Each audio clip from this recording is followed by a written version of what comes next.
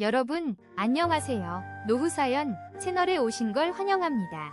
오늘 밤 저희는 텅 빈 거실, 홀로편 TV에서 흘러나오는 무미건조한 웃음소리 사이로 창밖을 적시는 차가운 밤비를 하염없이 바라보는 한 어머니의 고요한 등을 비춥니다. 그 등은 평생을 지고 온 삶의 무게와 말하지 못한 서름으로 조용히 떨리고 있습니다. 한평생 자식만을 위해 헌신한 어머니 오인숙 씨가 교활한 며느리 이미래의 계략에 휘말려 전 재산을 잃을 위기에 처합니다. 유일한 피부치인 아들마저 아내의 편에 서자 인숙 씨는 자신의 노후와 존엄을 지키기 위한 외로운 싸움을 시작해야만 했습니다. 평생을 바친 가정이 더 이상 안식처가 아닐 때의 그 막막함. 그런 당신을 위해 오늘의 사연이 작은 위로와 지혜가 될 것입니다. 자, 본격적으로 시작하기 전에 잠시 시간을 내서 영상에 좋아요와 구독 버튼 눌러주세요. 물론 제가 만드는 영상이 진심으로 마음에 드셨을 때만요. 댓글로 지금 계신 곳과 현재 시각을 남겨주시면 이 시간 전 세계의 다양한 곳에서 함께하고 있다는 사실에 저도 큰 힘을 얻을 것 같습니다. 자, 이제 조명을 살짝 낮추고 잔잔한 배경음이 필요하다면 선풍기를 켜셔도 좋습니다. 그리고 이제 오늘 밤의 여정을 함께 편안하게 시작해볼까요? 제1장 정적 노야명 킬 새벽 4시 30분 알람이 울리기 1분 전 당신은 늘 그랬듯 몸을 일으킵니다. 수십 년간 몸에 밴 습관은 칠흑 같은 어둠 속에서도 당신의 발걸음을 주방으로 정확히 이끌죠. 달그락 쌀을 씻는 소리가 집안의 유일한 소음입니다. 이 고요함, 당신은 한때 이 정적을 사랑했습니다. 하지만 언제부턴가 이 고요함은 당신의 마음을 무겁게 짓누르기 시작했습니다.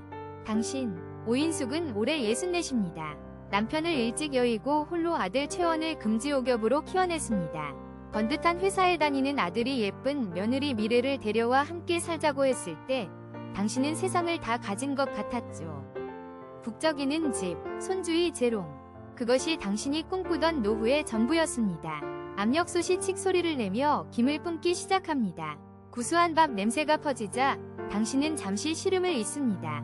된장찌개를 끓이고 어젯밤 미리 재워둔 불고기를 프라이팬에 올립니다. 아들 채원이 가장 좋아하는 반찬입니다. 당신의 사랑은 언제나 이렇게 따뜻한 밥과 국으로 표현되곤 했습니다. 어머니, 일찍 일어나셨네요. 등 뒤에서 들려오는 목소리에 당신은 화들짝 놀라 뒤를 돌아봅니다. 며느리 미래입니다. 그녀는 언제나 소리 없이 다가와 당신을 놀라게 합니다. 비단 같은 잠옷차림의 미래는 생긋 웃으며 당신에게 다가옵니다. 그 웃음은 인형처럼 예쁘지만 어딘지 모르게 서늘한 구석이 있습니다. 채원씨 아침은 제가 챙긴다고 했는데 점점 매번 죄송하게 아니다. 내가 좋아서 하는 건데 뭐가 죄송해. 넌 잠이나 더 자지.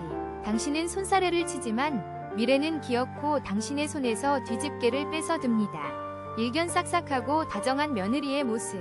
하지만 당신은 압니다. 이것이 또 다른 시작이라는 것을. 아침 식탁. 아들 채원은 당신이 차린 반찬들을 보며 아이처럼 좋아합니다. 역시 우리 엄마 찌개가 최고야. 당신도 많이 먹어. 미래야. 네, 여보. 어머님 음식 솜씨는 정말 국보급이에요. 미래는 과장된 칭찬을 하며 채원의 그릇에 불고기를 올려줍니다. 화기애애한 풍경. 하지만 당신은 목구멍으로 음식이 넘어가지 않습니다. 미래가 조심스럽게 입을 엽니다. 어머님, 그런데 지난번에 말씀드렸던 거요. 제 친구 남편이 하는 사업인데 정말 확실하거든요. 지금 투자하면 연말에 2배는 거뜬하대요. 우리 채원씨 퇴직금 중간 정산받은 거 그냥 은행에 넣어두는 것보다 훨씬 낫지 않겠어요? 올 것이 왔습니다. 당신의 심장이 차갑게 내려앉습니다. 미래는 언제나 이렇게 채원이 기분 좋을 때를 골라 교묘하게 돈 이야기를 꺼냅니다. 얘야, 그런 건 위험하지 않니?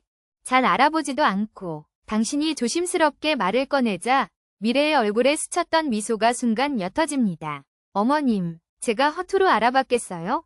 요즘 세상이 어떤 세상인데요. 어르신들처럼 무조건 안 된다고만 하시면 돈 못 벌어요. 이건 우리 가족의 미래를 위한 투자라니까요. 은근히 당신을 세상 물정 모르는 늙은이로 몰아가는 말투. 채원이 당신의 불편한 기색을 눈치채고 거듭니다. 엄마, 미래씨가 똑똑해서 잘 알아봤을 거야. 요즘은 다 그렇게 재테크해. 엄마는 너무 걱정이 많으셔. 아들의 무심한 한마디가 비수처럼 당신의 가슴에 박힙니다. 가족의 미래, 그럴듯한 명분 앞에 당신의 평생 쌓아온 지혜와 우려는 걱정 많은 늙은이의 노파심으로 전락하고 맙니다. 당신은 더 이상 아무 말도 할 수 없습니다. 당신이 이 집에서 할 수 있는 말은 점점 줄어들고 있었습니다. 채원과 미래가 출근한 뒤 텅 빈 식탁에 당신은 홀로 남았습니다. 정갈하게 차려졌던 아침 식사는 거의 그대로 남아있습니다. 창밖으로 새벽의 여명이 밝아오고 있지만 당신의 마음은 다시 깊고 차가운 어둠 속으로 가라앉습니다. 오늘 아침의 고요함은 어제보다 한 뼘 더 무겁고 더 외롭게 당신을 짓누릅니다. 설거지를 하는 당신의 손길이 유난히 더딥니다. 물에 부른 밥알들을 떼어내며 당신은 문득 굳은 살이 박인 자신의 손을 내려다봅니다. 이 손은 단순히 살림살이로 거칠어진 손이 아니었습니다. 이 손은 한강의 기적이 신화처럼 여겨지던 시절 그 이면에서 이름 없이 쓰러져간 수많은 여성들의 고된 삶을 증명하는 훈장과도 같았습니다. 흐릿한 기억 속으로 봉제 공장의 희미한 등유 냄새와 쉴 새 없이 돌아가던 재봉틀 소리가 파고듭니다. 20살이 당신, 오인숙은 그곳에 있었습니다.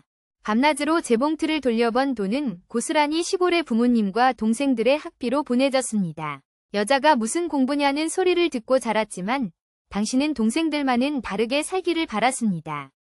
그 즈음 만난 남편은 당신에게 유일한 탈출구처럼 보였습니다.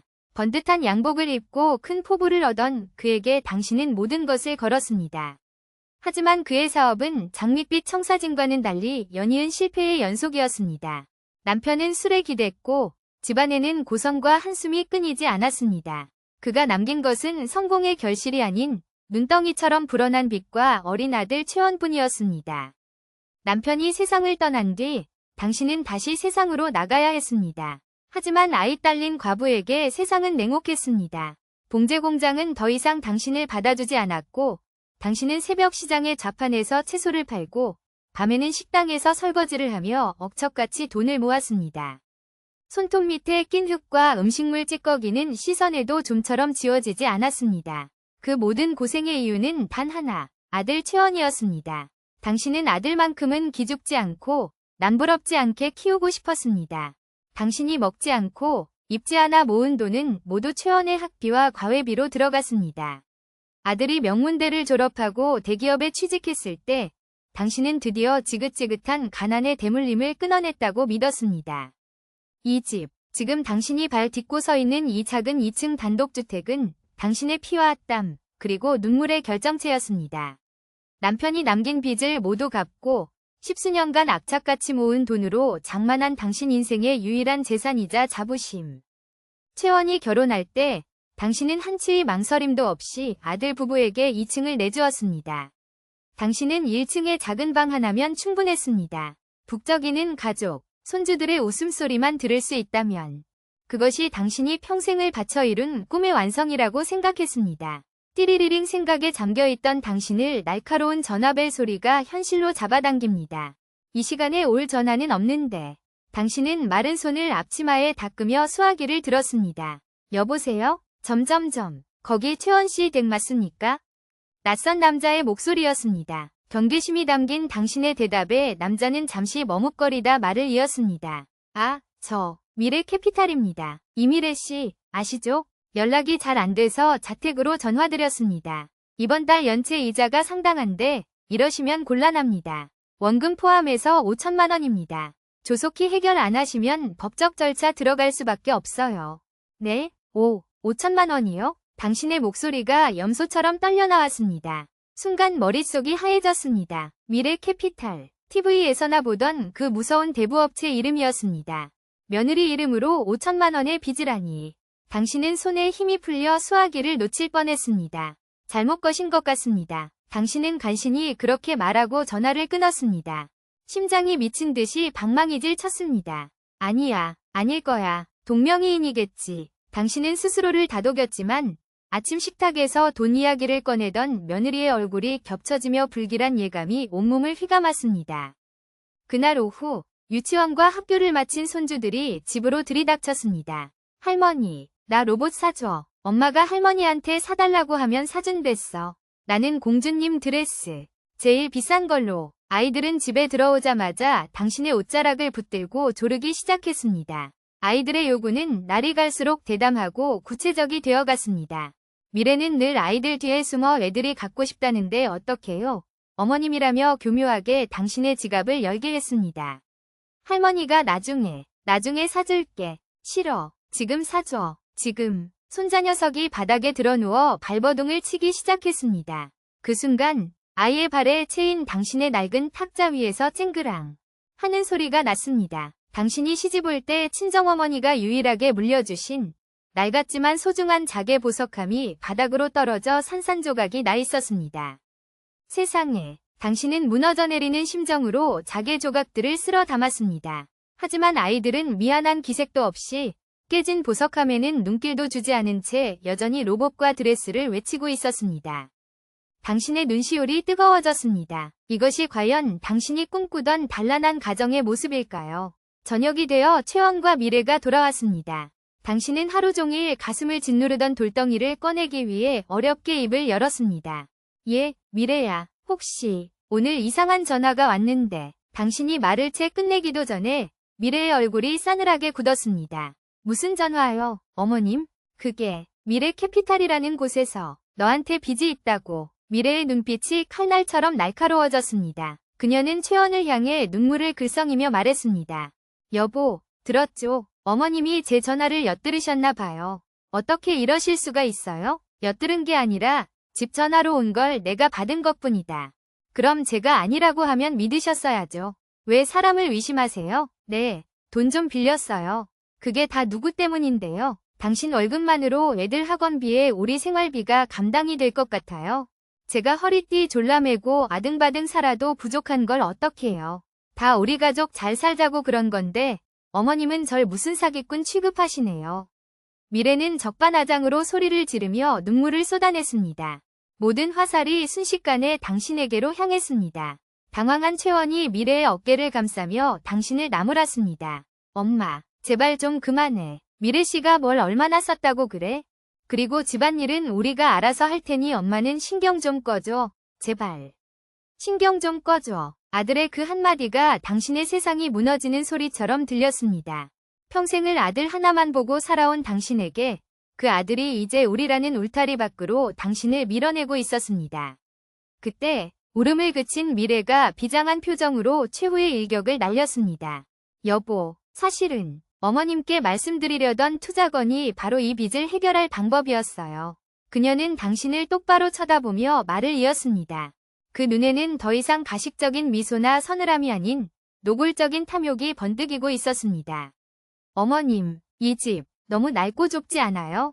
아이들 교육을 생각해서라도 강남의 새 아파트로 이사가야 해요. 이 집을 파는 거예요. 어머님 평생 고생해서 마련하신 건 알지만 이것도 다 우리 가족의 미래를 위한 투자잖아요. 이 집 판 돈에 채원씨 퇴직금 합쳐서 그 사업에 투자하면 빚도 갚고 강남의 아파트도 사고 남은 돈으로 평생 편안하게 사실 수 있다고요. 어머님의 작은 희생으로 우리 모두가 행복해질 수 있어요. 작은 희생. 당신의 인생 전부가 피와 땀으로 지켜온 삶의 터전이 며느리의 입에서는 작은 희생이라는 가벼운 단어로 전락해버렸습니다. 아들 채원은 미래의 말에 반박하지 않았습니다. 오히려 그럴듯하다는 듯 흔들리는 눈빛으로 당신을 바라보고 있었습니다. 당신은 그 자리에 얼어붙었습니다. 텅 빈 거실, 깨진 자개 보석함 조각들, 그리고 당신의 인생을 통째로 팔아넘기려는 아들과 며느리. 이곳은 더 이상 당신의 집이 아니었습니다. 당신이 평생을 바쳐 지은 성은 가장 믿었던 아들의 손에 의해 안에서부터 무너져 내리고 있었습니다. 창밖의 어둠이 집 안으로 스며들어와 당신의 마지막 남은 희망마저 삼켜버리는 듯했습니다. 그날 밤 인숙 씨는 한숨도 잠들지 못했다. 아들의 서늘한 등과 며느리의 승리에 찬 미소가 번갈아 눈앞에 어른거렸다. 작은 희생. 며느리가 뱉은 그 단어가 독가시처럼 폐부에 박혀 숨을 쉴 때마다 아파왔다. 평생을 바친 당신의 삶이 고작 작은 희생이라는 네 글자로 치부될 수 있는 것이었나. 1층의 작은 방, 낡은 침대에 누워 그녀는 깨진 자개 보석함 조각들을 손에 쥐었다. 어머니의 유품이자 자신의 젊은 날이 담긴 함이었다. 그 조각난 파편들이 마치 산산조각난 자신의 마음 같았다. 다음 날 아침, 집안의 공기는 살얼음판 위를 걷는 듯 위태로웠다. 식탁에는 아무도 말이 없었다. 채원은 어색한 헛기침만 해댔고 미래는 마치 어젯밤의 격렬한 언쟁은 없었다는 듯 평소보다 더 상냥하고 다정한 아내이자 며느리를 연기했다. 그녀는 채원의 넥타이를 매주며 일부러 인숙 씨에게 들으라는 듯 속삭였다. 여보, 너무 걱정 마세요. 어머님도 결국엔 우리를 위한 길이라는 걸 이해해 주실 거예요. 어른들은 원래 변화를 두려워하시잖아요. 그 말은 위로를 가장한 칼날이었다. 인숙 씨는 밥알을 씹는 것조차 고역이었다. 아들은 그 말에 그저 고개를 끄덕일 뿐 어머니의 얼굴은 한 번도 제대로 쳐다보지 않았다. 그가 자신을 더 이상 가족의 일원으로 보지 않는다는 사실이 어제보다 더 선명하게 느껴졌다. 부부가 출근하고 집에는 다시 정막이 찾아왔다.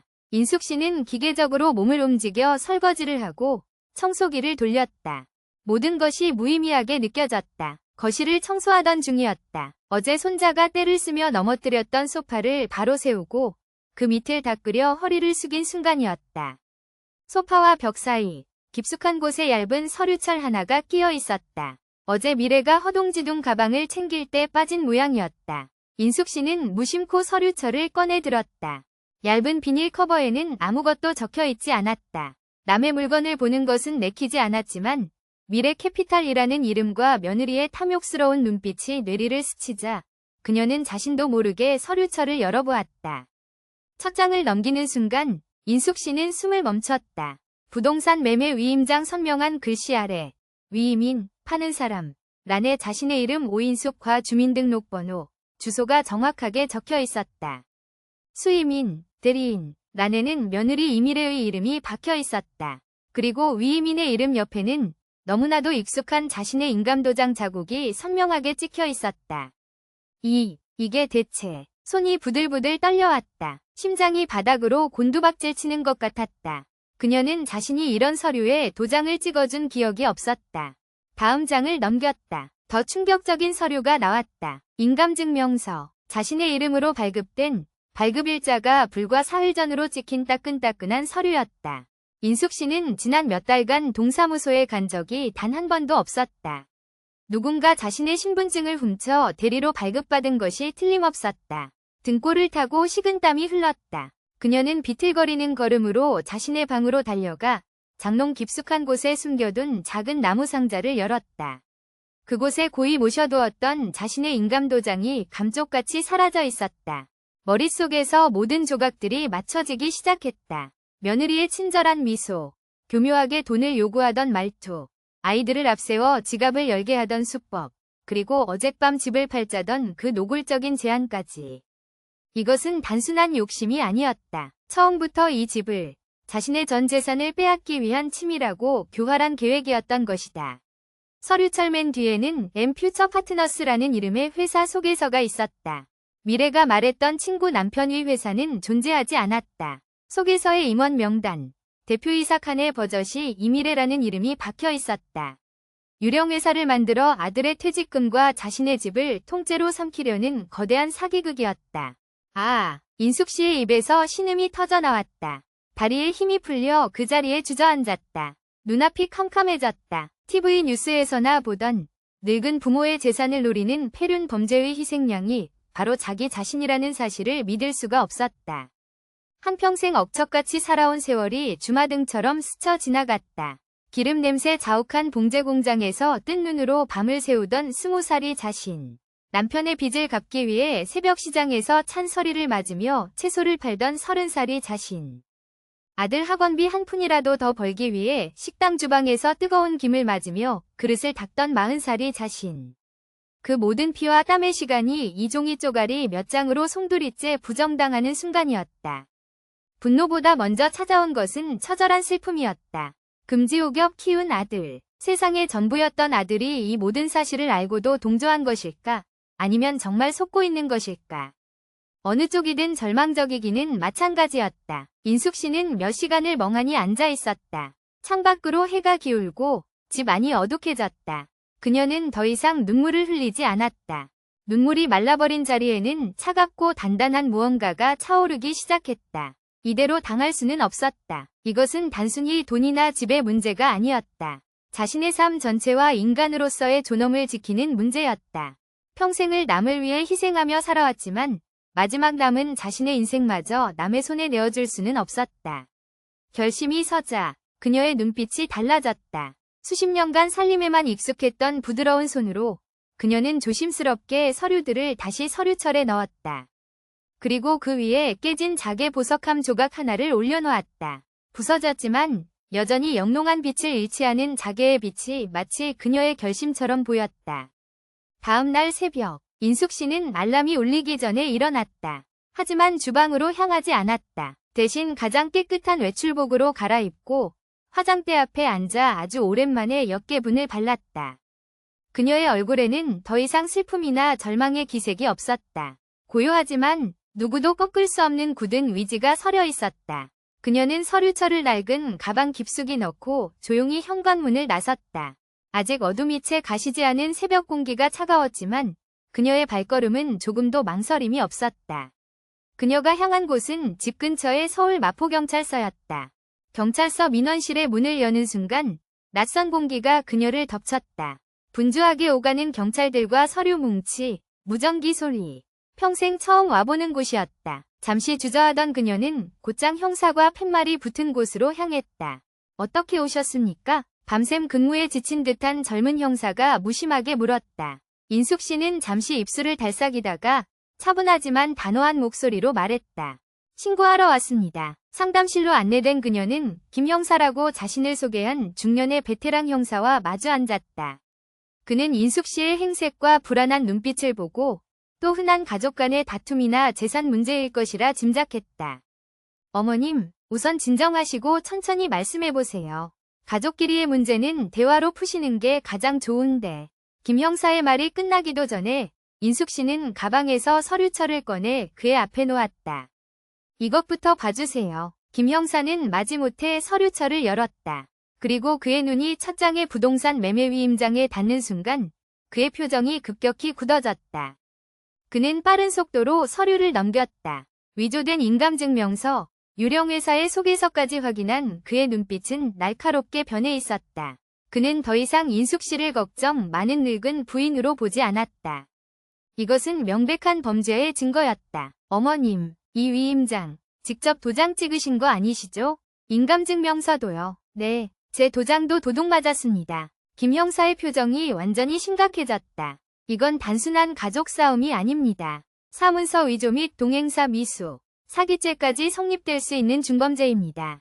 며느님 되시는 분이 대담하시군요. 그는 즉시 부하 직원을 불러 인감증명서의 발급 기록 조회를 지시했다. 그리고 인숙 씨에게 절차를 설명하기 시작했다.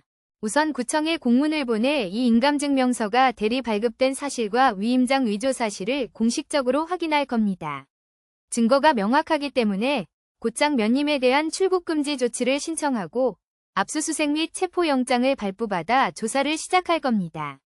어머님의 아드님도 공모 여부에 따라 조사를 받게 될 수 있습니다. 괜찮으시겠습니까? 아들. 그 단어에 인숙 씨의 가슴이 다시 한번 철렁 내려앉았지만 그녀는 흔들리지 않았다. 그녀는 김 형사의 눈을 똑바로 바라보며 힘주어 고개를 끄덕였다. 괜찮습니다. 법대로 해주세요. 경찰서를 나서는 인숙 씨의 어깨 위로 동트기 직전에 푸른 새벽빛이 쏟아져 내렸다.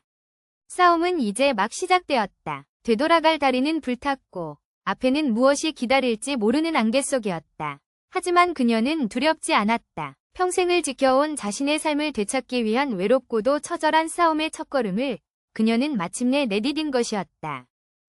서울서주지방법원 제3형사부 법정. 공기는 차갑고 무거웠다. 딱딱한 나무 의자에 허리를 꼿꼿이 세우고 앉은 인숙 씨는 낯선 공간의 위압감에 숨을 골랐다. 그녀의 시선은 맞은편 피고인석에 앉은 며느리 이미래에게로 향했다. 미래는 수척해진 얼굴에 창백한 화장을 하고 마치 비극의 주인공이라도 된 듯 슬픈 표정을 짓고 있었다. 하지만 그 연기 뒤에 숨겨진 도끼 어린 눈빛까지는 감추지 못했다. 그 옆에는 아들 최원이 고개를 푹 숙인 채 앉아 있었다. 그는 재판이 시작된 이래 단 한 번도 어머니와 눈을 마주치지 못했다. 법복을 입은 판사가 엄숙한 목소리로 개정을 선언했다. 한국의 형사재판은 배심원이 없이 판사가 유무죄와 형량을 모두 결정하는 경우가 대부분이다. 오직 3명의 판사만이 인숙 씨의 찢어진 마음과 미래의 탐욕, 그 사이의 진실을 판결하게 될 것이었다. 먼저 검사가 자리에서 일어났다. 젊고 단호한 인상의 여검사였다. 그녀는 준비한 서류들을 제시하며 논리정연하게 범죄 사실을 설명하기 시작했다. 존경하는 재판장님, 검찰은 피고인 이미래가 시어머니인 피해자 오인숙의 신뢰를 악용하여 피해자의 유일한 재산인 단독주택을 편취할 목적으로 사문서인 부동산 매매 위임장을 위조하고 위조된 위임장을 이용해 피해자의 인감증명서를 부정 발급받아 행사하려 한 혐의에 대해 공소를 제기하는 바입니다. 검사는 증거물 1호로 위조된 위임장을, 증거물 2호로 부정 발급된 인감증명서를 스크린에 띄웠다. 법정안이 순간 술렁였다. 피고인은 피해자를 세상 물정 모르는 늙은이로 치부하며 가족의 미래를 위한 투자라는 그럴듯한 명분으로 피해자를 기만했습니다. 심지어 자신의 도박빚과 사치로 인해 발생한 사채 5천만 원을 해결하기 위해 이 모든 범행을 계획했습니다. 이는 단순한 재산 범죄를 넘어 평생을 자식만을 위해 헌신해온 한 어머니의 삶 자체를 송두리째 빼앗으려 한반인륜적 범죄입니다. 검사의 목소리는 서늘했지만 그 안에는 피해자에 대한 깊은 공감이 담겨 있었다. 인숙 씨는 자신도 모르게 주먹을 꽉 쥐었다. 곧이어 미래의 변호인이 반론을 위해 일어섰다. 능구렁이처럼 보이는 중년의 남자였다. 재판장님, 이 사건은 검찰 측의 주장처럼 그렇게 단순하지 않습니다. 이것은 법의 잣대로 재단하기 힘든 지극히 개인적인 가족 내부의 문제이자 오해에서 비롯된 일입니다. 변호인은 교묘하게 사건의 본질을 흐리기 시작했다. 피고인 이미래는 누구보다 시어머니를 아끼고 남편의 성공을 위해 헌신해온 며느리였습니다. 어머님이 평생 고생하신 것을 알기에 그 집을 담보로 더 나은 미래를 만들고 싶었을 뿐입니다. 어머님 역시 처음에는 아들의 장래를 위해 투자를 흔쾌히 허락하셨습니다. 다만 연로하신 탓에 기억이 오락가락하시고 주변의 말에 쉽게 흔들리시어 마음을 바꾸신 것뿐입니다. 위임장에 찍힌 도장 역시 어머님의 동의하에 이루어진 일입니다. 피고인에게는 편취의 고의가 없었습니다. 기억이 오락가락하는 늙은이. 변호인의 입에서 나온 그 말에 인숙 씨의 피가 거꾸로 솟는 것 같았다. 미래는 그 말에 맞춰 손수건으로 눈가를 찍어내며 흐느끼는 신용을 했다. 모든 것을 어머니의 탓으로 돌리려는 비열한 전략이었다. 증인, 오인숙 씨, 앞으로 나오십시오. 판사의 부름에 인숙 씨는 떨리는 다리를 애써 진정시키며 증인석으로 걸어나갔다. 선서를 하고 자리에 앉자 검사가 먼저 질문을 시작했다. 증인, 지금 살고 계신 그 집은 증인에게 어떤 의미입니까? 인숙 씨는 마이크에 대고 천천히 하지만 힘있는 목소리로 입을 열었다. 그 집은 제 인생 전부입니다. 20살부터 봉제 공장에서 밤새 재봉틀 돌려번 돈, 남편 죽고 새벽 시장에서 채소 팔고 식당 설거지해서 악착같이 모은 돈. 제 피와 땀, 눈물이 벽돌 하나하나에 다 박여있는 집입니다. 그녀의 담담한 고백에 법정은 숙연해졌다. 피고인 이미래는 증인의 동의하에 위임장에 도장을 찍었다고 주장하는데 사실입니까? 아닙니다. 제 인감도장은 장롱 깊숙이 보관해두었습니다. 어느 날 보니 없어졌고 경찰 조사를 통해 피고인이 훔쳐갔다는 사실을 알게 되었습니다. 사건 당일 깨진 자개 보석함이 발견되었습니다. 그건 어떤 물건이었습니까? 친정어머니가 시집갈 때 물려주신 유일한 유품입니다. 제 젊은 날의 꿈과 추억이 담겨있는 제게는 집만큼이나 소중한 것이었습니다. 손자가 그걸 발로 차서 깨뜨렸을 때 피고인은 미안한 기색도 없이 아이들 편만 들었습니다. 그때 알았습니다. 이 사람들에게 저는 제 인생은 아무것도 아니었구나. 그저 돈을 빼내기 위한 수단일 뿐이었구나. 제 마음도 그 보석함처럼 산산조각이 났습니다. 인숙 씨의 눈에서 끝내 눈물 한 방울이 흘러내렸다. 방청석 곳곳에서 탄식과 훌쩍이는 소리가 들려왔다. 이번에는 미래의 변호인이 날카롭게 파고들었다. 증인, 정말 아들 최원 씨가 잘 되길 바라지 않으셨습니까? 증인이 조금만 양보했으면 아들 내외가 강남의 좋은 아파트로 이사가고 손주들도 더 좋은 환경에서 자랄 수 있었을 텐데요. 그저 낡은 집 하나 지키려는 노욕 때문에 자식의 앞길을 막은 것 아닙니까? 노욕, 늙은이의 욕심. 인숙 씨는 모욕감에 입술을 깨물었다. 하지만 그녀는 무너지지 않았다. 그녀는 변호인의 눈을 똑바로 쳐다보며 평생의 지혜와 분노를 담아 나직하지만 단호하게 말했다. 변호사님, 어미가 자식 잘 되길 바라는 마음과 자식이 어미의 등을 치는 도둑놈이 되길 바라는 마음은 다른 겁니다. 저는 제 아들이 땀 흘려 정직하게 성공하길 바랐지 제 인생을 짓밟고 일어서길 바란 적은 단 한 번도 없습니다. 그 한마디에 변호인은 순간 말을 잃었다. 법정 안의 공기가 인숙 씨의 편으로 완전히 넘어왔다. 고개를 숙이고 있던 아들 최원의 어깨가 가늘게 떨리고 있었다. 몇 주 후 마지막 공판일이 다가왔다. 판사는 판결문을 읽어 내려가기 시작했다. 점점점점점점. 피고인 이미래는 시어머니인 피해자의 신뢰관계를 철저히 배신하고 오직 자신의 경제적 이익을 위해 피해자의 전 재산을 편취하려 한 바 그 죄질이 매우 불량하다. 특히 피해자가 평생에 걸쳐 이룩한 삶의 기반을 파괴하려 했다는 점에서 비난 가능성이 매우 크다.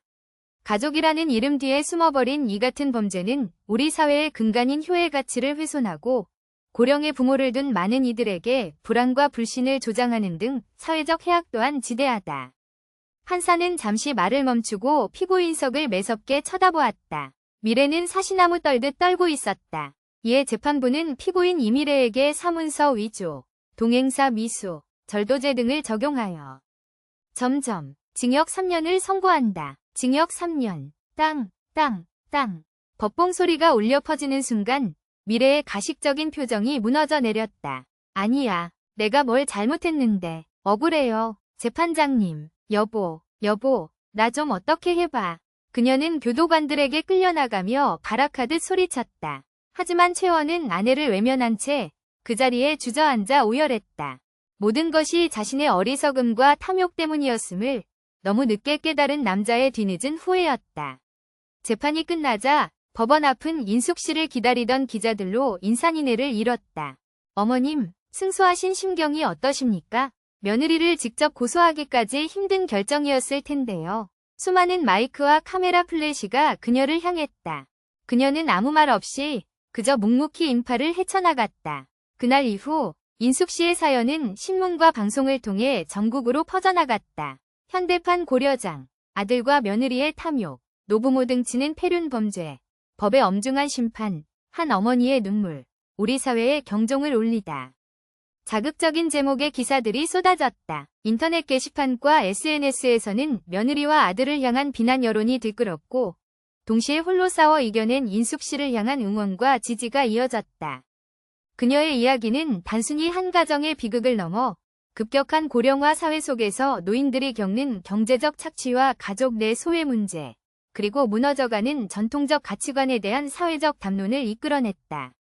며칠 뒤 인숙 씨는 다시 홀로 남겨진 집에 돌아왔다. 며느리와 아들, 손주들의 흔적이 모두 사라진 집은 텅 비어 고요했다. 그토록 바라던 평화였지만 마음 한구석이 시리도록 아파왔다. 그녀는 자신의 방으로 들어가 깨졌던 자개 보석함을 조심스럽게 꺼내보았다. 서툰 솜씨로 조각들을 다시 붙여놓았지만 금이 간 흔적은 선명하게 남아있었다.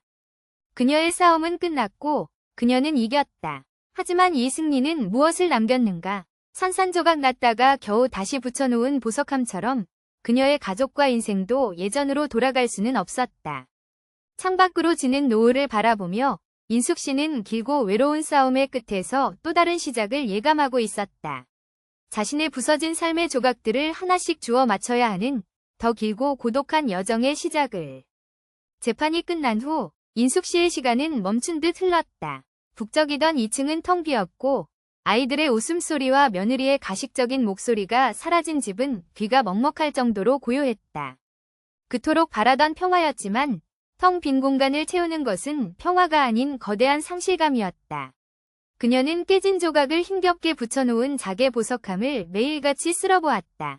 금이 간 흔적은 마치 그녀의 심장에 새겨진 흉터처럼 선명했다. 아들의 배신과 며느리의 탐욕이 핥히고 간 상처는 법정의 승리로도 아물지 않았다. 어느 날 오후, 우편함에 낡은 편지 봉투 하나가 꽂혀 있었다. 아들 최원이 보낸 것이었다. 구치소에서 나온 후 그는 짐을 챙겨 어디론가 사라졌었다. 인숙 씨는 몇 번이고 망설이다가 떨리는 손으로 편지를 열었다. 구겨진 편지지 위에는 아들의 서툰 글씨와 함께 군데군데 눈물 자국이 번져 있었다. 어머니, 죄송합니다. 이 말밖에는 드릴 말씀이 없습니다. 저는 어머니의 아들이 될 자격이 없는 놈입니다. 미래 씨의 말에 눈이 멀어 평생 저를 위해 희생하신 어머니의 가슴에 대못을 박았습니다. 어머니의 피와 땀이 서린 그 집을 팔아넘기려 했던 저는 짐승만도 못한 놈입니다. 그날 법정에서 제 인생 전부라고 말씀하시던 어머니의 눈물을 보며 저는 제 자신이 얼마나 어리석고 추악했는지 깨달았습니다. 하지만 너무 늦었습니다. 용서받을 수 없는 죄를 지었습니다. 어머니, 부디 저 같은 놈은 잊으시고 이제는 어머니 자신을 위해 사십시오. 불효자 최원 올림. 편지를 읽어 내려가는 인숙 씨의 눈에서 뜨거운 것이 흘러내렸다.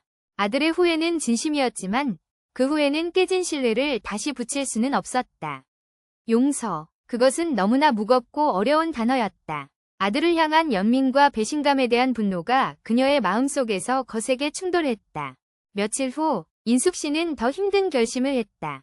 며느리 이미래가 수감된 교도소로 면회를 신청한 것이다. 이것은 용서나 화해를 위함이 아니었다. 이 지독한 악연을 자신의 손으로 완전히 끊어내기 위한 마지막 위식과도 같았다.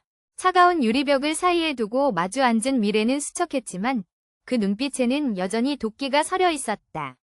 그녀는 인숙 씨를 보자마자 증오에 찬 목소리로 쏘아붙였다. 여길 뭐 하러 오셨어요? 제 꼴이 우스워 구경이라도 오셨어요? 당신 때문에 내 인생이 전부 망가졌어. 고집불통 늙은이 때문에. 당신이 그 낡아빠진 집만 순순히 내놨어도 우리 모두 행복할 수 있었는데 결국 당신 욕심 때문에 당신 아들까지 전과자 신세 만든 거라고요. 미래의 목소리에는 단 한치의 반성도 없었다. 모든 것을 남의 탓으로 돌리는 그 뻔뻔함 앞에서 인숙 씨는 오히려 마음이 차분해지는 것을 느꼈다. 그녀는 아무 말 없이 그저 유리벽 너머의 며느리를 물끄러미 바라보았다. 그 눈빛은 경멸도 분노도 아니었다. 아무런 감정도 담기지 않은 텅 빈 시선이었다. 그래, 너는 끝까지 그런 사람이구나. 인숙 씨는 나직이 읊조리고는 자리에서 일어났다. 더 이상 들을 말도 할 말도 없었다. 교도소를 나서는 그녀의 발걸음은 이상하리만치 가벼웠다. 아들을 향한 복잡한 심경은 여전히 그녀를 괴롭혔지만 며느리에 대한 마지막 미련과 위무감은 완전히 소멸되었다. 가족이라는 이름의 무거운 족쇄가 하나 풀려나는 순간이었다. 그 후로 인숙 씨는 며칠을 더 방 안에서만 보냈다. 텅 빈 집의 고요함은 그녀를 안으로 더 깊은 과거의 상처 속으로 침잠하게 만들었다. 이대로는 안 되겠다고 생각했다. 이 집은 더 이상 슬픔을 곱씹는 동굴이 되어서는 안 되었다. 어느 맑은 날 그녀는 큰맘을 먹고 집을 나섰다. 시장이 아닌 한 번도 가보지 않았던 동네 반대편으로 발걸음을 옮겼다. 정처 없이 걷다 보니 마포구 노인종합복지관이라는 큰 간판이 눈에 들어왔다. 건물 안에서는 어르신들의 웃음소리와 노랫소리가 희미하게 새어나오고 있었다. 망설이던 그녀는 홀린 듯 안으로 들어갔다. 복지관 1층 로비의 게시판에는 빽빽하게 붙은 안내문들이 그녀를 맞았다. 서예 교실, 스마트폰 활용 교육, 우리춤 체조, 도예반, 그리고 독거 어르신을 위한 사랑의 도시락 나눔 자원봉사자 모집 공고. 인숙 씨의 시선은 도시락 나눔이라는 글자에 머물렀다. 평생 누군가를 위해 밥을 짓는 것이 그녀의 삶이었다. 아들과 며느리를 위한 밥상은 배신으로 돌아왔지만 그녀의 손맛과 정성은 여전히 남아있었다. 어쩌면 이 온기를 다른 누군가와 나눌 수 있지 않을까. 그녀는 떨리는 마음으로 자원봉사실의 문을 두드렸다. 그곳에서 만난 사회복지사는 그녀의 사연을 묻지 않았다. 그저 따뜻한 미소로 그녀의 손을 잡으며 어머님의 귀한 손길이 꼭 필요했습니다. 환영합니다. 라고 말해주었다. 다음 주부터 인숙 씨의 새벽은 달라졌다. 더 이상 외로운 정막 속에서 밥을 짓지 않았다. 그녀는 복지관의 왁자지껄한 주방에서 비슷한 연배의 다른 봉사자들과 함께 새벽을 열었다. 오 선생님, 오늘따라 멸치볶음 때깔이 좋네. 김 여사님은 나물 무치는 솜씨가 아주 명인이야. 명인. 그곳에는 서로를 향한 비난이나 의심이 없었다. 격려와 칭찬, 그리고 건강한 웃음소리가 가득했다. 그녀들은 함께 재료를 다듬고 음식을 만들며 서로의 살아온 이야기를 나누었다. 남편과 사별한 이야기, 다 키운 자식들을 떠나보낸 이야기, 저릿한 무릎 통증 이야기까지. 그녀들의 소박한 대화 속에서 인숙 씨는 자신의 아픔이 자신만의 것이 아님을 깨달았다. 모두가 각자의 상처를 안고 그럼에도 불구하고 오늘을 열심히 살아내고 있었다. 그날 오후 그녀는 처음으로 직접 도시락 배달에 나섰다. 낡은 다세대 주택의 좁은 계단을 올라 문을 두드리자 허리가 굽은 할머니 한 분이 문을 열었다. 인숙 씨는 정성껏 싼 도시락을 건네며 말했다. 어르신, 식사 거르지 마시고 꼭 챙겨 드세요. 아이고, 고마워라. 매번 이렇게 잊지 않고 챙겨주니. 점점, 정말 고마워요. 복 받을 거요. 할머니는 인숙 씨의 손을 꼭 잡으며 몇 번이고 고개를 숙였다. 그 꾸밈없는 감사와 따뜻한 손의 온기가 인숙 씨의 얼어붙었던 마음을 녹여내리는 것 같았다. 그녀는 깨달았다. 자신의 밥은 누군가에게는 당연한 의무가 아니라 고마운 온정이 될 수 있다는 것을. 그날 이후 그녀는 단 하루도 봉사를 거르지 않았다. 새로운 관계에 용기를 얻은 인숙 씨는 복지관의 도예반에도 등록했다. 처음 만져보는 차가운 흙의 감촉은 낯설었지만 이내 그 매력에 푹 빠져들었다. 그녀는 쉴 새 없이 돌아가는 물레 위에서 흙덩이를 매만졌다. 어떤 날은 모양이 예쁘게 잡히다가도 작은 실수 하나에 맥없이 주저앉았다. 마치 자신의 인생 같았다. 하지만 흙은 실패를 나무라지 않았다. 다시 뭉쳐서 얼마든지 새로 시작할 수 있었다. 그녀는 자신의 거친 손으로 흙의 생명을 불어넣었다.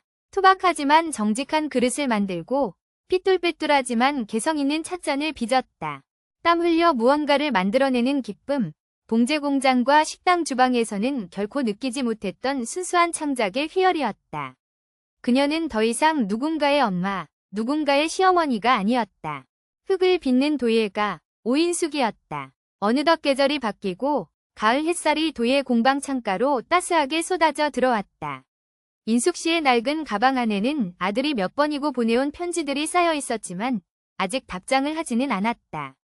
용서는 시간이 필요한 일이었다. 하지만 이제는 그 편지들을 마주할 힘이 조금 생긴 것 같았다. 그녀는 막 완성된 작은 화병을 조심스럽게 들어 올렸다.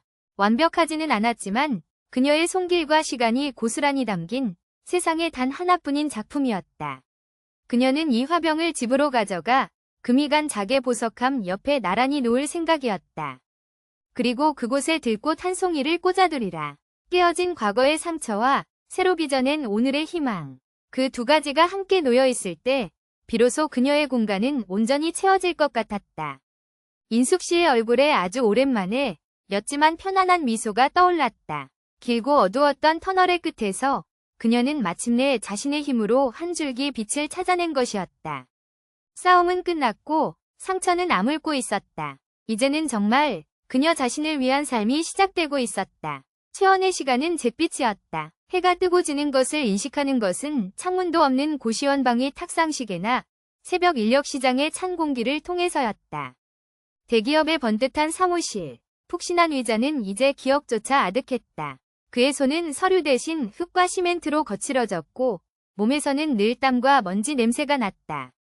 매일 밤 그는 녹초가 된 몸을 좁은 침대에 누이고 천장을 보았다. 잠이 들면 어김없이 악몽이 찾아왔다.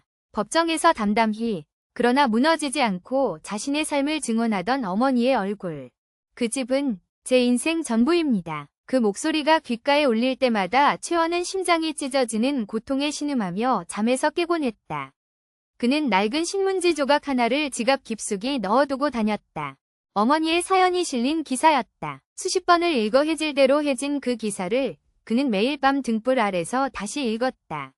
기자들이 자극적으로 뽑아낸 제목 아래 어머니가 겪었을 고통과 배신감이 행간마다 빼곡히 들어차 있었다.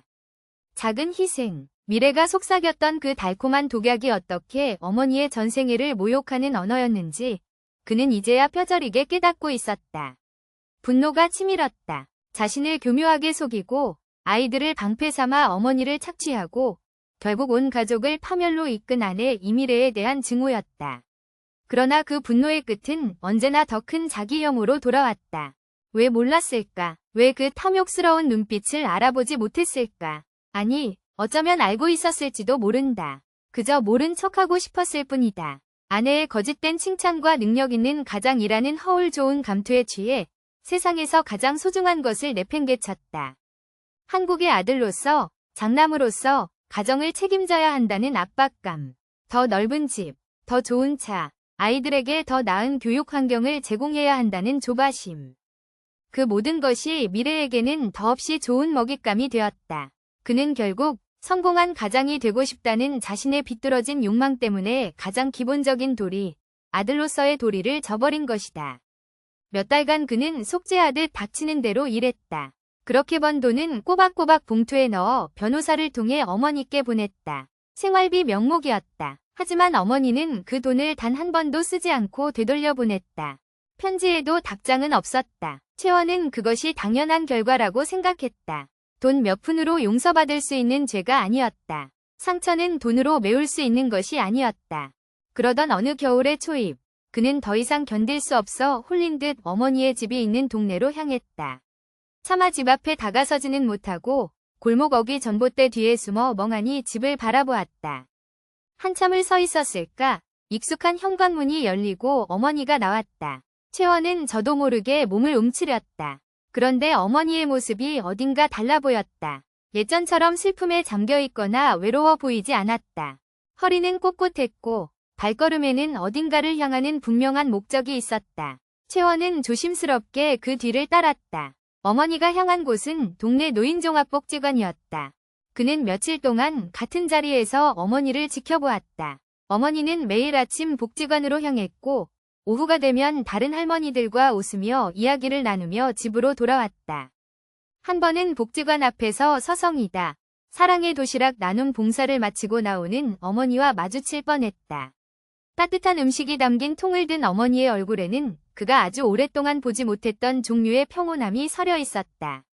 자신 없이도, 아니, 자신이 없어서 비로소 평화를 찾은 듯한 어머니의 모습에 채원은 가슴이 미어지는 동시에 아주 작은 안도감을 느꼈다. 그날 이후 채원의 속죄 방식은 바뀌었다.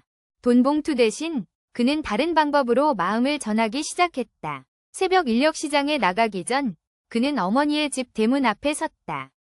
밤새 내린 서리가 하얗게 내려앉은 길을 조용히 빗자루로 쓸었다. 누군가 버리고 간 쓰레기 봉투를 치웠다. 며칠 뒤에는 그가 일당을 털어 산 어머니가 좋아하시던 과일 한 상자를 조용히 대문 앞에 놓아두었다. 인기척이 들리면 도둑처럼 달아났다. 어머니의 인생에서 자신은 이제 그런 존재였다. 빛이 아닌 어둠 속에서 흔적 없이 사라져야만 하는 그림자. 어느 새벽, 그날따라 유난히 짙은 안개가 깔린 날이었다. 채원은 그날 받은 일당으로 산 작은 국화 화분을 대문 앞에 내려놓고 있었다. 어머니가 꽃을 좋아하셨던 기억이 떠올라서였다. 막 몸을 돌려 떠나려는데 등 뒤에서 낮은 목소리가 들려왔다. 언제까지 이럴 거냐. 채원은 그 자리에 얼어붙었다. 심장이 쿵 하고 바닥으로 떨어지는 것 같았다. 천천히, 아주 천천히 돌아보자. 새벽의 푸른 어둠 속에 어머니가 서 있었다. 잠옷 위에 두꺼운 외투만 걸친 차림이었다. 언제부터 나와 계셨던 걸까? 어머니. 목소리가 나오지 않았다. 수천 번 되뇌었던 죄송합니다라는 말조차 혀끝에서 맴돌다 사라졌다. 그는 고개를 들 수 없었다. 철문 앞에 놓인 국화 화분과 그 앞에 선 자신의 초라한 행색이 부끄러워 견딜 수가 없었다. 그는 그 자리에 무릎을 꿇었다. 흙먼지가 묻은 작업복 바지가 차가운 시멘트 바닥에 닿았다. 어머니, 제가 죽을 죄를 지었습니다. 그는 이마가 땅에 닿을 듯이 머리를 조아렸다. 눈물이 쏟아져 나와 시멘트 바닥을 적셨다. 용서해달라는 말 하지 않겠습니다. 그럴 자격 없는 놈인 거 압니다. 그냥 이렇게라도 하지 않으면 제가 미쳐버릴 것 같아서 그랬습니다. 어머니 얼굴 뵐 면목도 없습니다. 그냥 그림자처럼 살겠습니다. 어머니 눈에 띄지 않게 흐느낌의 말이 제대로 이어지지 않았다. 한참을 그렇게 울고 있는데 어머니는 아무 말이 없었다. 그 침묵이 칼날처럼 채원의 심장을 파고들었다. 경멸하고 계실까? 증오하고 계실까? 제발 무슨 말이라도 좋으니 한마디만 해주시길 간절히 바랐다. 그때 채원은 어디선가 읽었던 글귀를 떠올렸다. 한 번 깨진 신뢰와 관계는 결코 예전으로 돌아갈 수 없다는 것. 돌아가려 애쓰는 대신 남은 조각들로 완전히 새로운 모양을 만들어야 한다는 내용이었다. 그는 필사적으로 마지막 남은 용기를 쥐어짰다. 어머니, 압니다. 저희는 예전 같은 가족으로 돌아갈 수 없겠죠. 제가 다 망쳤으니까요. 하지만 어머니, 제게 아들로 다시 시작할 기회를 주시면 안 되겠습니까? 예전처럼 한 집에 살며 어머니 속 썩이는 아들이 아니라 멀리서라도 어머니를 지켜보고 힘들 때 작은 힘이라도 되어드리는 그런 새로운 아들이요. 일주일에 한 번이라도, 아니 한 달에 한 번이라도 좋습니다. 어머니가 끓여주시는 밥이 아니라 제가 번 돈으로 따뜻한 밥 한 끼 사드리고 싶습니다. 그렇게라도 제 죗값을 갚으며 살게 해주십시오. 그의 절절한 고백이 새벽의 정적 속으로 흩어졌다. 그는 여전히 고개를 들지 못했다. 영원처럼 느껴지는 침묵의 시간이 흘렀다. 이제 정말 끝이라고 어머니는 자신을 완전히 버렸다고 생각한 순간이었다. 밥은 먹고 다니냐? 무심한 듯 툭 던져진 한마디. 그 어떤 꾸짖음이나 원망보다도 더 깊은 슬픔과 사랑이 담겨있는 세상 모든 어머니의 그 질문. 채원은 터져나오는 울음을 참지 못하고 어깨를 들썩였다. 어머니는 자신을 용서하지 않았지만 그렇다고 아예 외면하지도 않았다. 그 한마디에 지난 몇 달간 그를 짓눌러왔던 잿빛 절망의 무게가 조금은 가벼워지는 것 같았다. 일어나거라. 동네 사람들 보기 흉하다. 어머니는 그렇게 말하고는 채원이 가져온 국화 화분을 말없이 들어올렸다. 그리고는 차가운 철문을 열고 안으로 들어갔다. 들어오라는 말은 없었다. 하지만 다시는 오지 말라는 말도 없었다. 닫히는 문틈으로 어머니가 화분을 현관 앞 깨진 작의 보석함을 붙여놓은 그 탁자 옆에 놓는 것이 어렴풋이 보였다. 채원은 한참을 더 그 자리에 무릎 꿇고 앉아 있었다. 동쪽 하늘이 서서히 밝아오고 있었다. 절망뿐이던 그의 세상에 아주 작고 희미하지만 분명한 빛 한 줄기가 스며드는 듯했다. 용서는 아직 멀었다. 신뢰를 다시 쌓는 길은 멀고 험할 것이다. 하지만 그는 오늘 그 길의 출발선에 설 수 있는 허락을 받았다. 그는 천천히 자리에서 일어나 비틀거리는 걸음으로 새벽의 빛 속으로 걸어갔다. 그의 등 뒤로 어머니의 집 창문에 따뜻한 등불이 켜지는 것이 보였다. 싸움은 끝났지만 이제는 상처를 보듬고 새로운 관계를 쌓아 올려야 하는 더 길고 어려운 여정이 시작되고 있었다.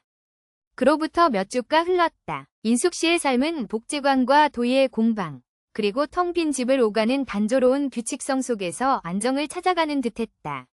아들 채원은 여전히 새벽마다 그림자처럼 다녀갔다. 대문 앞을 쓸고 작은 과일 상자나 국화 화분을 놓고 갔다.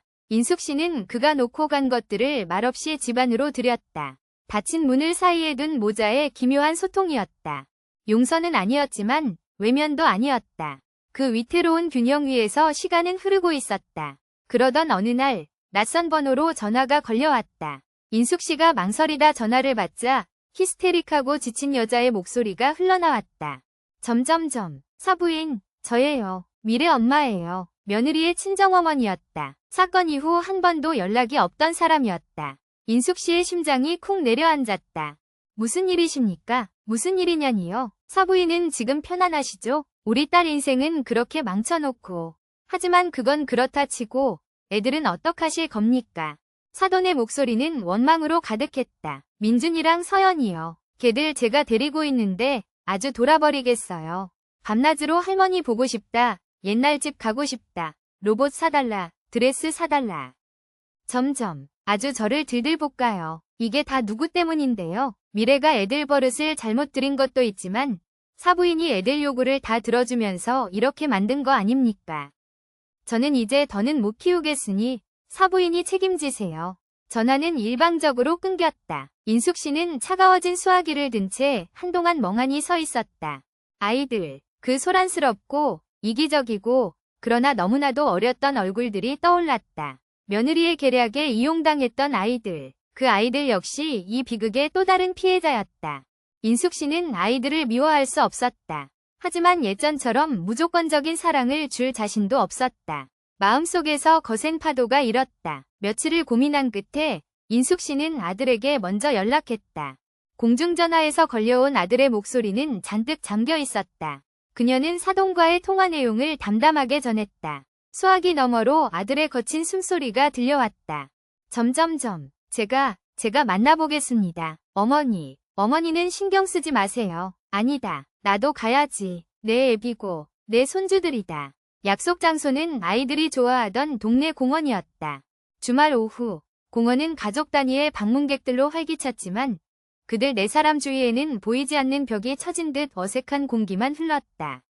채원은 몇 달 새에 10년은 늙어 보였다. 먼지 낀 작업복 대신 낡았지만 깨끗한 옷을 입고 나왔지만 그의 죄책감과 부끄러움은 감출 수가 없었다.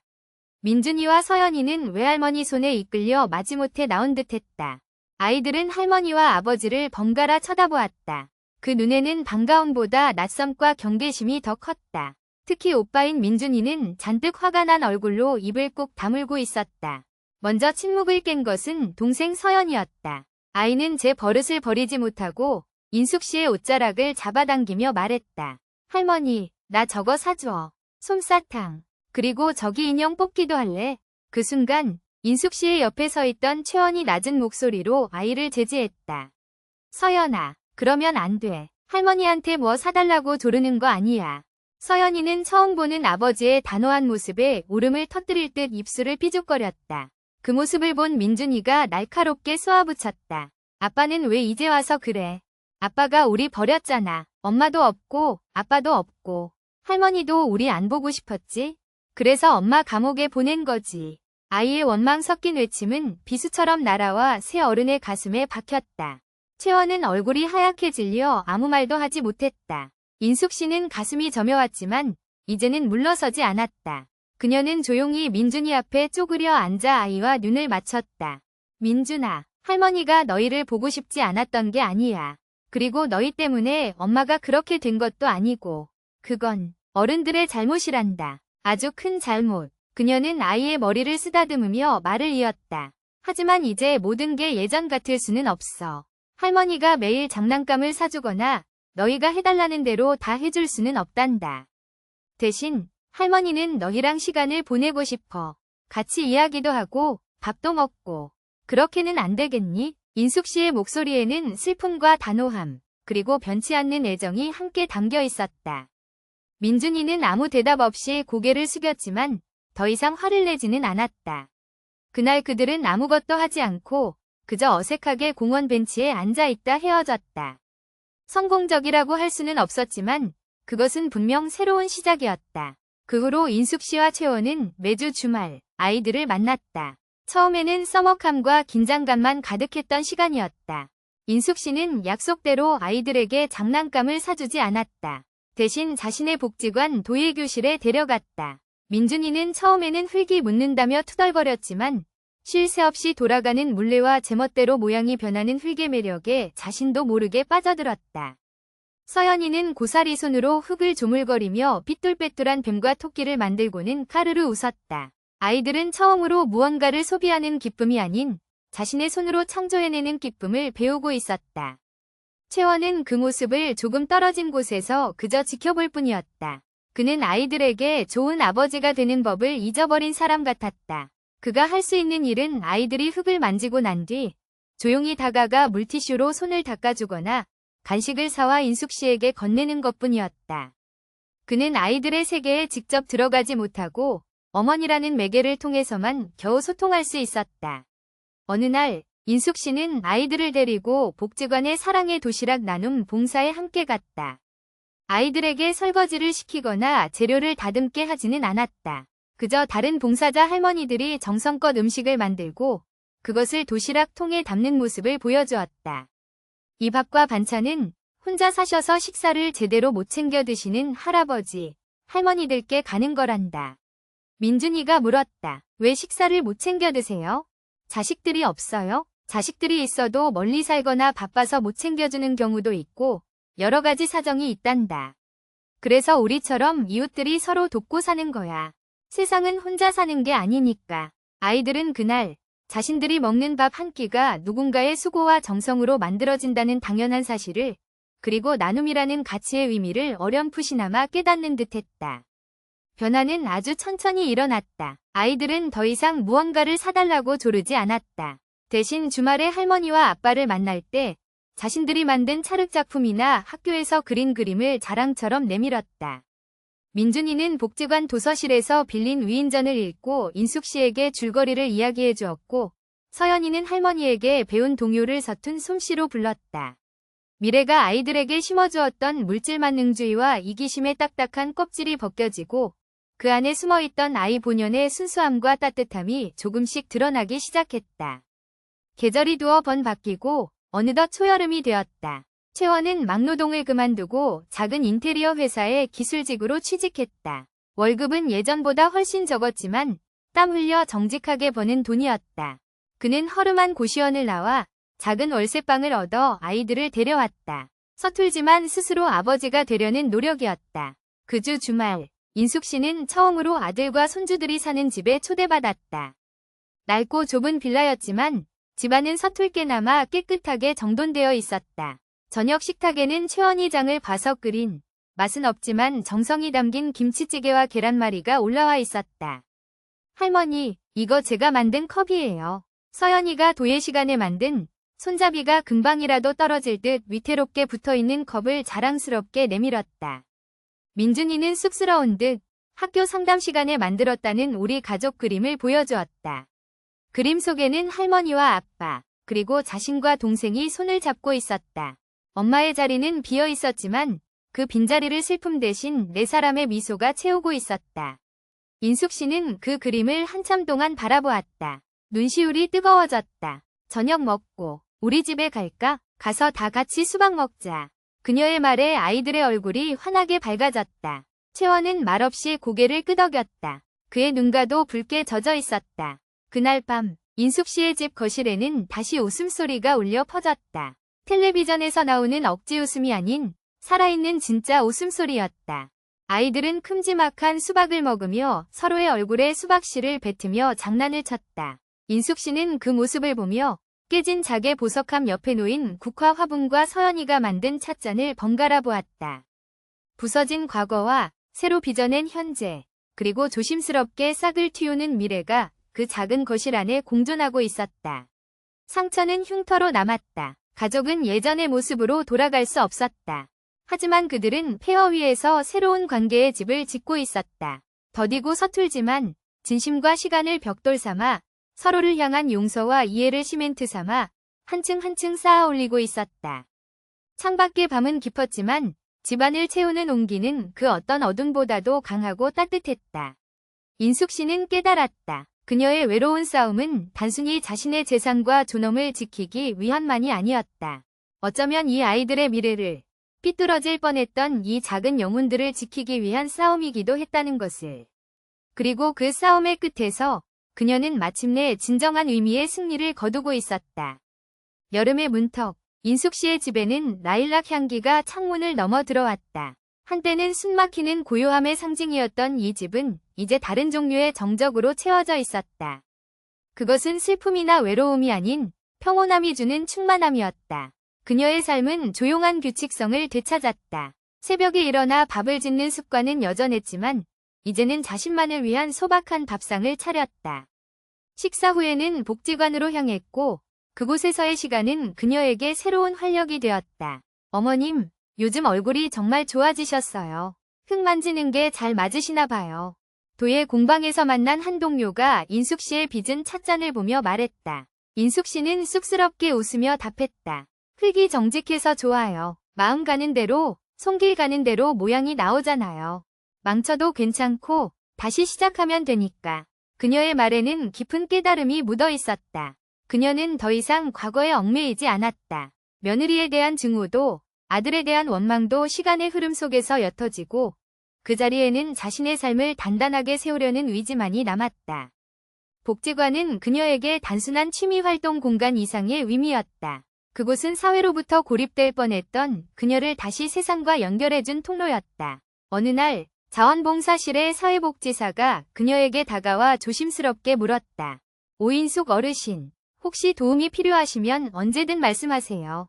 저희 복지관에는 어르신들을 위한 심리상담 프로그램도 있고 재산 문제나 법률 문제로 어려움을 겪는 분들을 위한 무료 법률 자문도 연계해드리고 있어요. 혼자 끙끙 앓지 않으셔도 돼요. 한국 사회는 눈에 잘 띄지는 않지만 인숙 씨처럼 어려움을 겪는 노인들을 위한 여러 안전망을 갖추고 있었다. 각 구청과 연계된 노인종합복지관은 기본적인 여가 프로그램뿐만 아니라 노인 일자리 사업, 독거노인 돌봄 서비스, 그리고 정신건강을 위한 심리 지원까지 노년의 삶을 다각도로 지지하는 역할을 하고 있었다. 인숙 씨는 이미 자신의 힘으로 가장 큰 위기를 극복했지만 자신과 같은 처지의 다른 누군가에게는 이 작은 정보 하나가 구명줄이 될 수 있다는 것을 알았다. 고맙습니다. 지금은 괜찮아요. 이웃들과 함께 웃고 땀 흘리고 무언가를 만들어내는 것만으로도 큰 위로가 되는걸요. 하지만 저처럼 말 못할 사정으로 힘들어하는 다른 늙은이들이 있다면 이런 제도가 있다는 걸 꼭 알려줘야겠네요. 그녀의 시야는 이제 자신의 상처를 넘어 자신과 비슷한 아픔을 겪고 있을지 모를 타인에게로 넓어지고 있었다. 그것은 그녀의 마음이 얼마나 건강하게 회복되고 있는지를 보여주는 증거였다. 그 주 주말, 채원은 아이들을 데리고 복지관 앞으로 어머니를 마중 나왔다. 그는 도예 공방에서 동료들과 웃으며 나오는 어머니의 모습을 멀리서 바라보았다. 슬픔에 잠겨 있거나 누군가에게 의존하는 모습이 아니었다. 한 명이 독립된 인격체로서 자신의 커뮤니티 안에서 온전히 빛나고 있는 어머니의 모습이었다. 그 평온한 미소 앞에서 채원은 다시 한번 자신의 어리석음에 가슴이 저려왔지만 동시에 어머니가 자신 없이도 행복할 수 있다는 사실에 깊은 안도감을 느꼈다. 어머니, 오셨어요. 왔느냐? 민준이, 서연이, 할머니랑 집에 가자. 오늘은 할머니가 맛있는 콩국수 해줄게. 인숙 씨의 집으로 향하는 길. 네 사람은 이제 예전처럼 어색하지 않았다. 민준이는 학교에서 있었던 일을 제잘거렸고 서연이는 아빠의 손을 꼭 잡고 걸었다. 인숙 씨의 집 부엌은 오랜만에 활기로 가득 찼다. 민준아, 넌 오이 좀 채 썰어볼래? 손 조심하고. 아빠, 저는 뭘 할까요? 서연이는 아빠랑 같이 성 닦고 수저 놓자. 채원은 서툰 솜씨로 어머니를 도왔다. 예전에는 당연하게 받기만 했던 그 모든 것들이 얼마나 큰 수고와 정성으로 이루어졌는지를 그는 이제 매 순간 느끼고 있었다. 인숙 씨는 묵묵히 콩을 갈면서 아들과 손주들이 분주하게 움직이는 모습을 흐뭇하게 바라보았다. 이것이 그녀가 정말로 원했던 가족의 모습이었다. 일방적인 희생과 헌신이 아닌 각자의 자리에서 서로를 돕고 함께 시간을 만들어가는 것. 저녁 식탁에 둘러앉아 콩국수를 먹으며 채원이 어렵게 입을 열었다. 어머니께서 이렇게 다시 저희를 받아주셔서 정말 감사합니다. 저는 평생 이 빚을 갚는 마음으로 살겠습니다. 인숙 씨는 수저를 내려놓고 아들을 가만히 바라보았다. 빚이라고 생각하지 말 거라. 빚이라고 생각하는 순간 내 마음도 무거워지고 나도 불편해진다. 나는 널 용서했다. 용서하지 않았다. 그런 말을 하고 싶지 않다. 이미 벌어진 일이고 시간은 되돌릴 수 없는 게야. 중요한 건 우리가 그 폐허 위에서 무엇을 다시 쌓아 올리느냐는 거다. 그녀는 거실 한쪽에 놓인 작의 보석함을 가리켰다. 저걸 보렴. 깨진 조각을 다시 붙였더니 금이 간 자국이 선명하지. 하지만 그렇다고 저게 더 이상 보석함이 아니더냐? 아니야. 저 금이 간 흔적까지도 이제는 저 보석함의 역사가 된 게지. 우리 가족도 마찬가지다. 예전처럼 완벽하고 매끈한 모습으로 돌아갈 수는 없을 게다. 하지만 그 상처의 흔적을 인정하고 서로 보듬어 안으면서 새로운 모양을 만들어갈 수는 있겠지. 그녀의 말은 단순한 위로가 아니었다. 평생의 고난을 통해 얻은 깊은 지혜였다. 한국의 전통적인 가족관에서 효는 종종 자식의 일방적인 복종과 부모의 무조건적인 희생으로 왜곡되곤 했다. 하지만 인숙 씨는 그 끔찍한 사건을 통해 깨달았다. 진정한 가족이란 혈연이라는 굴레에 묶여 서로를 오가매는 관계가 아니라 각자의 삶을 존중하면서 어려울 때 기댈 수 있는 가장 든든한 내 편이 되어주는 것이라는 사실을.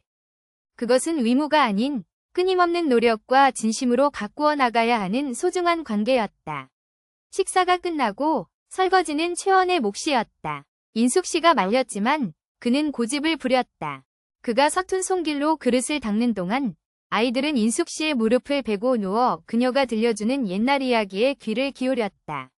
그 평범하고도 따스한 풍경 속에서 채원은 눈시울이 뜨거워지는 것을 느꼈다.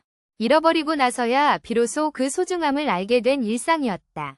밤이 깊어 채원과 아이들이 돌아간 후 인숙 씨는 다시 홀로 남았다. 하지만 집안을 채운 것은 더 이상 차가운 고독이 아니었다. 아이들의 웃음소리, 아들의 온기, 함께 나눈 음식의 냄새가 집 안구석구석에 스며들어 있었다. 그녀는 자신이 빚은 작은 화병에 낮에 꺾어온 들꽃 한 송이를 꽂았다. 그리고 그 옆에 아들이 새벽에 몰래 놓고 갔던 작은 국화 화분을 나란히 두었다. 깨진 작의 보석함과 새로 빚은 도자기와 속죄의 마음이 담긴 국화. 과거와 현재, 그리고 미래가 한 공간에서 조용히 서로를 보듬고 있었다. 그녀는 창가에 서서 밤하늘을 올려다보았다. 수많은 별들이 반짝이고 있었다. 그 별들처럼 세상에는 수많은 가족들이 각자의 모양으로 살아가고 있을 터였다. 완벽한 가족은 어디에도 없으리라. 모두가 크고 작은 상처와 갈등을 안고 그럼에도 불구하고 서로에게 기대어 오늘을 살아내고 있을 것이다. 그녀의 길고 외로웠던 싸움은 끝났지만 그녀의 진짜 인생은 이제 막 시작되고 있었다. 더 이상 누군가의 희생 위에 세워진 삶이